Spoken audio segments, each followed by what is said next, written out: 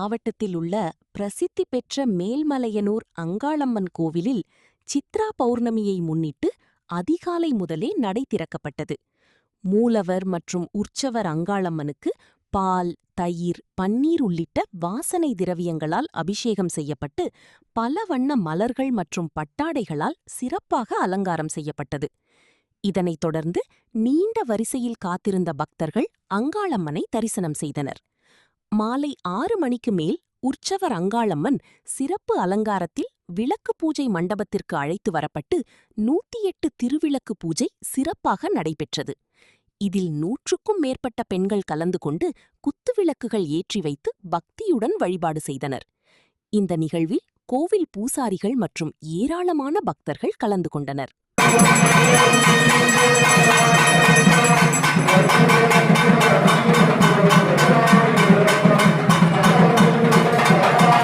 செய்திகளை உடனுக்குடன் தெரிந்து கொள்ள லைக் பண்ணுங்க, ஷேர் பண்ணுங்க, சப்ஸ்கிரைப் பண்ணுங்க, மறக்காம கமெண்ட் பண்ணுங்க.